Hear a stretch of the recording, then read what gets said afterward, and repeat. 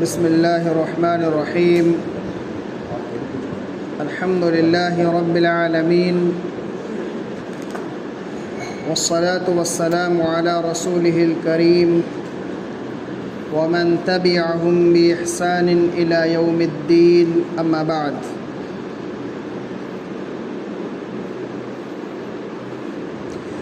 قال الله تبارك وتعالى: أعوذ بالله من الشيطان الرجيم. بسم الله الرحمن الرحيم. قل إن صلاتي ونسكي ومحياي ومماتي لله رب العالمين. محترم مصلیان کرام،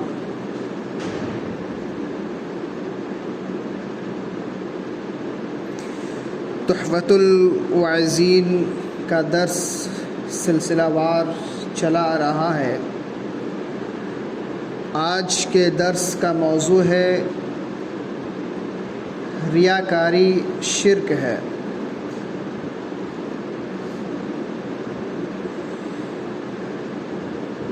یقیناً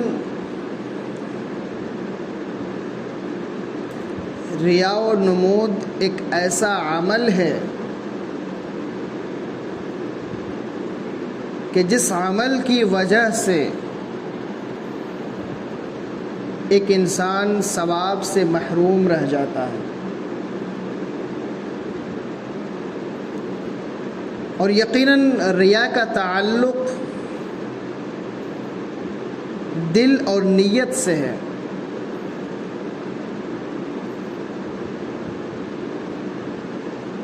اسی لیے کبھی بھی کسی شخص پر یہ حکم نہیں لگانا چاہیے کہ فلاں دکھلاوے کے لیے نماز پڑھ رہا ہے یا دکھلاوے کے لیے قرآن پڑھ رہا ہے یا اس کا مقصد ریا و نمود ہے. کیونکہ ریا کا تعلق دل سے ہے اور دل کی بات صرف اور صرف اللہ رب العالمین جانتا ہے. اور ریا یہ اخلاص کی ضد ہے، اپوزٹ. کیونکہ اخلاص یہ خالص اللہ رب العالمین کے لیے ہوتا ہے، اور ریا اللہ کو چھوڑ کر کسی اور کو دکھانے کے لیے. یقیناً ریا و نمود کا مقصد یا تو اپنی تعریف کرانا، یا تو شہرت حاصل کرنے کی وجہ سے، یا کسی کی نظروں میں عزت دار بننے کی وجہ سے، یا دنیاوی کوئی لالچ ہو، یا کسی اونچے مقام اور مرتبے تک پہنچنا ہو تو کسی دوسرے کے سامنے ایسا عمل کرنا جو عمل خالص اللہ کے لیے کیا جاتا ہے، تو اللہ کو چھوڑ کر کسی اور کے لیے انجام دینا، کسی اور کو دکھانے کے لیے، یہ ریا ہے. جبکہ قرآن کریم میں اللہ رب العالمین نے فرمایا: قل، اے نبی پاک صلی اللہ علیہ وسلم آپ کہہ دیجئے، ان صلاتی، یقیناً میری نماز، ونسکی، میری قربانی، ومحیایا ومماتی، میرا جینا اور میرا مرنا، للہ رب العالمین، اللہ رب العالمین کے لیے. تو یقیناً ہم عبادت بھی کریں تو صرف اور صرف اللہ رب العالمین کو راضی کرنے کے لیے، کیونکہ عبادت کا حقدار وہی ہے. اگر ہم کسی دوسرے کو دکھلانے کے لیے اپنی عبادت میں اتنی بہتری لائیں گے تاکہ سامنے والا ہماری عبادت کے طریقہ کو دیکھ کر کے خوش ہو جائے اور ہماری عزت کرنے لگے، اگر ہمارا یہ مقصد ہوگا تو یقیناً ہماری عبادت قبول نہیں ہوگی. اور ایک انسان جو ریاکاری کرتا ہے اسے معلوم ہوتا ہے کہ میں کس نیت سے عبادت کر رہا ہوں۔ عبادت کرنے والے کو معلوم ہوتا ہے کہ میں جو نماز پڑھ رہا ہوں تو میرا مقصد کیا ہے، خالص اللہ کو راضی کرنا یا کسی اور کے سامنے ہم دکھلاوے کے لیے بہترین طریقے سے عبادت کرنا شروع کر دیتے ہیں۔ ایک عبادت کرنے والے کو معلوم ہوتا ہے کہ وہ کس نیت سے اس کی عبادت، اللہ رب العالمین کی عبادت کر رہا ہے یا لوگوں کو دکھلانے کے لیے وہ شخص اس عبادت کو انجام دے رہا ہے۔ تو ریاکار کو اپنی ریاکاری معلوم ہوتی ہے، لیکن دوسرے شخص کو کبھی بھی کسی دوسرے کے تعلق سے ریا و نمود کا حکم نہیں لگانا چاہیے، کیونکہ دوسروں کے تعلق سے حسن ظن کا حکم دیا گیا ہے۔ ہم اس کے تعلق سے اچھا خیال رکھیں، ہم جس طرح سے اسے دیکھیں، اگر عبادت کر رہا ہے تو ہم اس کے تعلق سے صرف اچھا ہی سوچ سکتے ہیں۔ ریا و نمود کا حکم لگانے کی ذمہ داری ہم پر نہیں ہے، ہمیں اس کی اجازت نہیں ہے، ہمیں صرف حسن ظن کی اجازت ہے۔ بہترین سوچ کی ہمیں اجازت ہے کہ ہم اس کے تعلق سے اچھا خیال کریں، اچھا گمان رکھیں کہ ہاں یہ عبادت کر رہا ہے تو اللہ کو راضی کرنے کے لیے ہی کر رہا ہے، کیونکہ اگر وہ ریا و نمود اور دکھلاوے کے لیے اگر عبادت کر رہا ہے تو پھر وہ اپنا عمل خود سمجھے۔ ان اللہ علیم بذات الصدور، اللہ رب العالمین دلوں کی باتوں کا جاننے والا ہے۔ اگر وہ کسی اور کو دکھلانے کے لیے عبادت کر رہا ہے تو پھر اللہ رب العالمین اس کے دل کی بات کو اچھی طرح جانتا ہے، پھر ثواب دینے والا اللہ رب العالمین ہے، عبادت کو رائگاں کرنے والا ایک انسان خود اپنے آپ ہے، کیونکہ اگر خالص اللہ رب العالمین کے لیے کوئی شخص عبادت کرتا ہے تو اللہ رب العالمین اس کی عبادت کو ضرور قبول کرتا ہے۔ حضرت ابو سعید خدری رضی اللہ تعالی عنہ بیان فرماتے ہیں، حضرت ابو سعید بن فضالہ رضی اللہ عنہ کہتے ہیں کہ میں نے رسول اللہ صلی اللہ علیہ وسلم کو فرماتے ہوئے سنا کہ اللہ کے نبی صلی اللہ علیہ وسلم فرماتے ہیں اذا جمع اللہ الناس یوم القیامة لیوم لا ریب فیہ نادى مناد من كان اشرك في عمل عمله لله احدا فليطلب ثوابه من عند غير الله فإن الله اغنى الشركاء عن الشرك، اخرجہ ترمذی۔ یہ سنن ترمذی کی حدیث ہے اور علامہ البانی رحمۃ اللہ علیہ نے اس حدیث کو حسن قرار دیا ہے۔ تو اللہ کے نبی صلی اللہ علیہ وسلم فرماتے ہیں کہ جب اللہ رب العالمین تمام لوگوں کو قیامت کے دن جمع کرے گا، اللہ رب العالمین قیامت کے دن جب سارے لوگوں کو اکٹھا کرے گا، جس دن کے وقوع کے بارے میں کوئی شک نہیں، یقیناً قیامت قائم ہونے والی ہے اور ہو کر رہے گی۔ اگر اس میں کوئی شخص شک کرتا ہے کہ قیامت قائم نہیں ہوگی تو یقیناً وہ مسلمان نہیں ہوگا، کیونکہ ایمان کا ایک رکن آخرت پر ایمان لانا ہے، اور ایمان لانے کا مطلب شکوک و شبہات میں پڑنا نہیں، پختہ یقین ہو کہ ہاں ہم اس بات پر ایمان لا رہے ہیں تو یہ چیز ہونے والی ہے، یہ واقعہ ہونے والا ہے، قیامت قائم ہونے والی ہے۔ تو جس دن کے وقوع کے بارے میں کوئی شک نہیں ہے، اس دن اللہ رب العالمین سارے لوگوں کو اکٹھا کرے گا۔ اس دن ایک پکارنے والا پکارے گا، ایک آواز لگانے والا اس دن آواز لگائے گا کہ جس نے اللہ کے ساتھ کسی شخص کو کسی کام میں شریک ٹھہرایا تھا، جس نے بھی اللہ کے علاوہ کسی اور کے لیے کوئی عبادت انجام دیا تھا، تو وہ شخص اسی کے پاس جائے اور اس سے ثواب حاصل کرے، اس سے نیکیاں لے۔ کتنی بڑی بات ہے۔ اگر ہم کسی انسان کو دکھانے کے لیے کوئی عبادت کریں گے، قیامت کے دن ہمیں اس شخص کی طرف بھیجا جائے گا، جاؤ اس سے نیکیاں لو۔ عبادت تم نے اللہ کے لیے کی ہی نہیں تو اللہ تمہیں ثواب کہاں سے دے گا؟ جس کے لیے تم نے عبادت کیا، جاؤ اس کے پاس، مانگو اس سے۔ کسی کے پاس اللہ کے علاوہ کسی کے پاس کوئی طاقت ہوگی کہ وہ نیکیاں دے؟ ہرگز نہیں۔ اس کا مطلب یہ ہے کہ اگر کوئی شخص کسی دوسرے کو دکھلانے کے لیے کوئی عبادت کرتا ہے تو پھر اس کو ثواب بالکل نہیں ملے گا۔ ساری کوشش، ساری دعا، ساری عبادت وہ رائگاں ہے، ضائع اور برباد ہے، صرف وقت کی بربادی ہے، نیکیاں نہیں ملیں گی۔ کیونکہ اللہ رب العالمین شرکا کے شرک سے پاک ہے، بے نیاز ہے، اس لیے عبادت ہم کریں تو خالص اللہ رب العالمین کے لیے۔ ہم عبادت اسی طرح کریں جس طرح ہم تنہائی میں کرتے ہیں،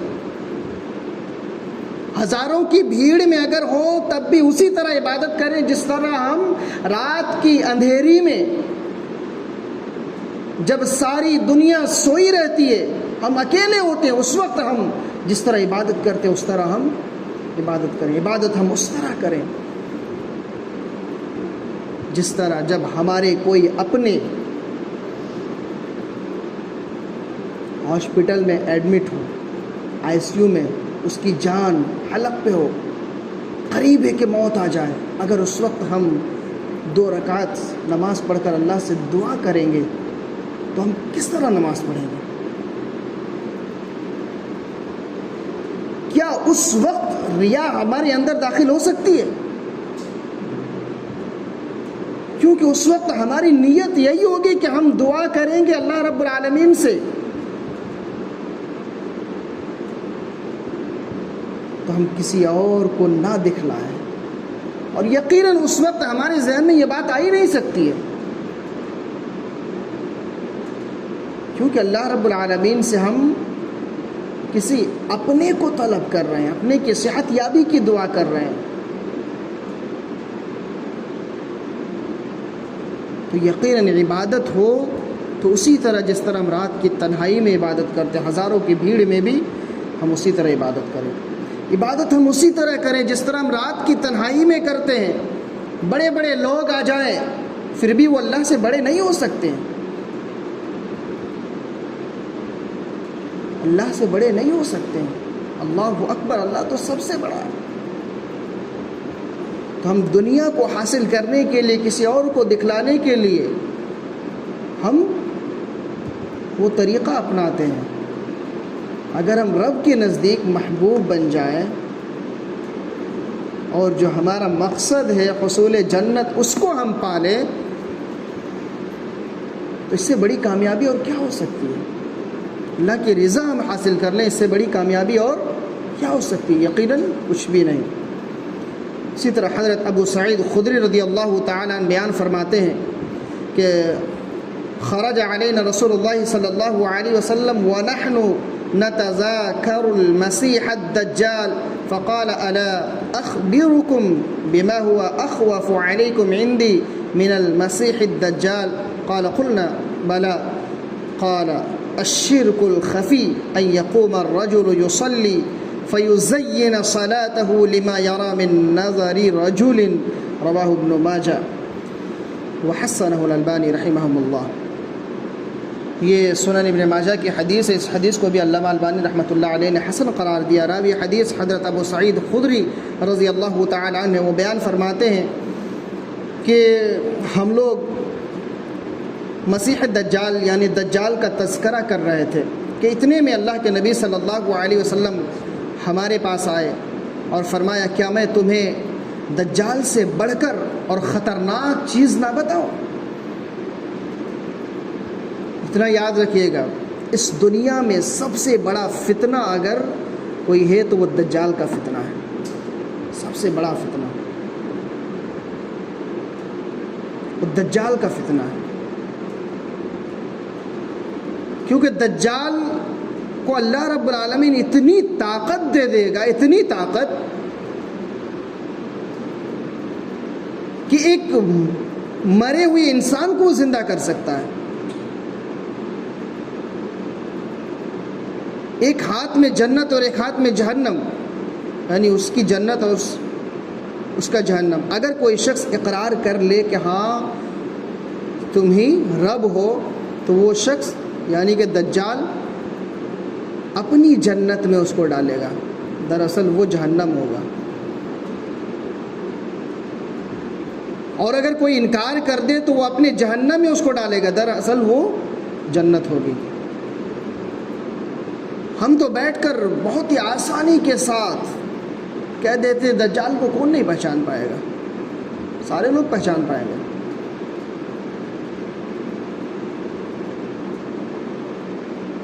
لیکن ایک انسان اگر برا عمل کرتا ہوگا تو کبھی وہ پہچان نہیں پائے گا. آج اس کی ایک معمولی سی مثال لے لیں کہ مثال کے طور پر یہ موبائل ہے. اس موبائل میں ایسی چیزیں بھی ہیں جن کو کرنے سے ہمیں جنت مل سکتی ہے، ہم اللہ کو راضی کر سکتے ہیں، اور ایسی چیزیں بھی ہیں جن کو کرنے سے ہم اپنے آپ کو جہنم کا مستحق قرار لیں گے. یعنی کہ اس موبائل میں جنت کا بھی راستہ اور جہنم کا بھی راستہ ہے. سب کو معلوم ہے کیا حقیقت ہے، کیا باطل ہے، سب کو معلوم ہے صحیح کیا ہے، غلط کیا. اس کے باوجود بھی کتنے لوگ ہیں، سب کچھ جاننے کے باوجود بھی کتنے ایسے لوگ ہیں جو صحیح چیز کو اپناتے ہیں. تو دجال تو سب سے بڑا فتنہ ہے. یقیناً یہ بہت طویل، بہت لمبا موضوع ہے. مختصراً میں نے چند بہت اہم باتیں میں نے ذکر کر دی. تو دراصل یہاں دجال کا ذکر نہیں ہونا چاہیے، لیکن اللہ کے نبی صلی اللہ علیہ وسلم نے فرمایا کہ میں دجال سے بھی خطرناک چیز تم لوگوں کو نہ بتاؤں جس کا مجھے تمہارے بارے میں زیادہ خوف ہے. لوگوں نے کہا ہاں ضرور بتلائیے. آپ صلی اللہ علیہ وسلم نے فرمایا وہ شرک خفی ہے.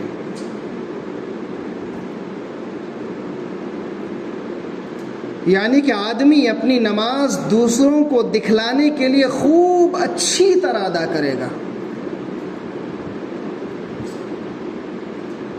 اللہ کے نبی صلی اللہ علیہ وسلم فرماتے ہیں ان یقوم الرجل یصلی فیزین صلاته لما یرى من نظر رجل، کہ آدمی اپنی نماز دوسروں کو دکھلانے کے لیے خوب اچھی طرح ادا کرے گا. اور یقیناً ذرا سوچئے، خود ہم اپنے آپ کو سوچیں اپنے تعلق سے کہ ہم ایسا کرتے ہیں یا نہیں. اگر کرتے ہیں تو ہم توبہ کریں، اگر نہیں تو اللہ کا شکر ادا کریں کہ اللہ رب العالمین نے ایسی چیزوں سے ہمیں محفوظ رکھا ہے. اور یقیناً اللہ کے نبی صلی اللہ علیہ وسلم کا فرمان ہے، تو آپ صلی اللہ علیہ وسلم کا فرمان کبھی غلط نہیں ہو سکتا ہے.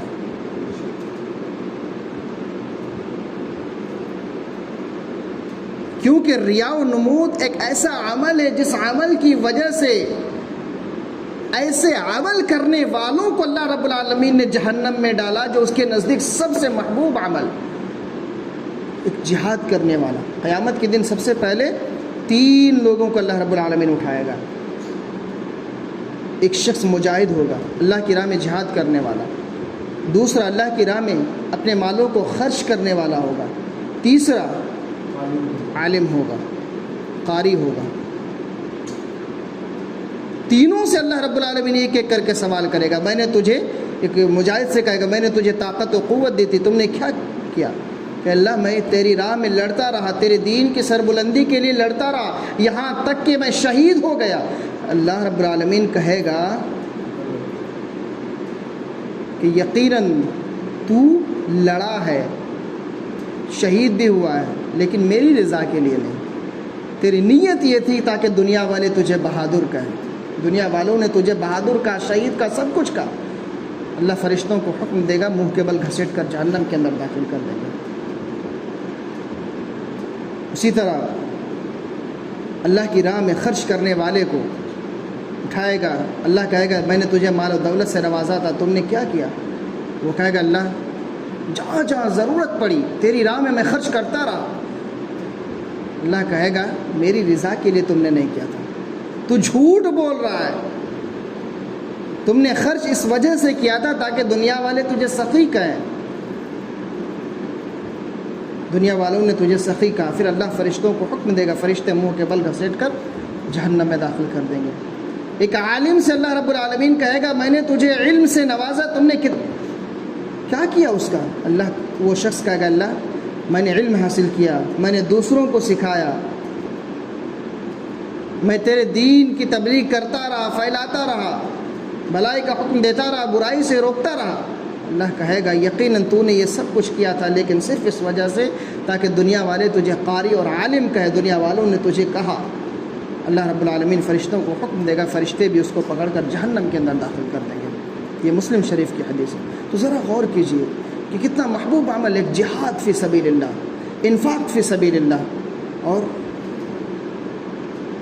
قرآن و حدیث کا علم حاصل کرنے والا، تین شخص جو اعمال اللہ رب العالمین کے نزدیک بہت ہی زیادہ محبوب ہیں، لیکن اس کے باوجود صرف اس وجہ سے کہ ان لوگوں نے اللہ رب العالمین کی رضا کے لیے ان کاموں کو انجام نہیں دیا تھا، منہ کے بل پکڑ کر گھسیٹ کر جہنم کے اندر داخل کر دیں گے۔ تو ضرورت اس بات کی ہے کہ ہم خالص اللہ رب العالمین کے لیے عبادت کریں، شرک خفی یعنی ریا و نمود سے ہم اللہ رب العالمین سے ہمیشہ بچنے کی دعا کریں اور اس سے بچنے کی کوشش کریں، کیونکہ اتنی باریک چیز ہے یہ کہ ایک انسان کے دل میں فوراً داخل ہو جاتی ہے۔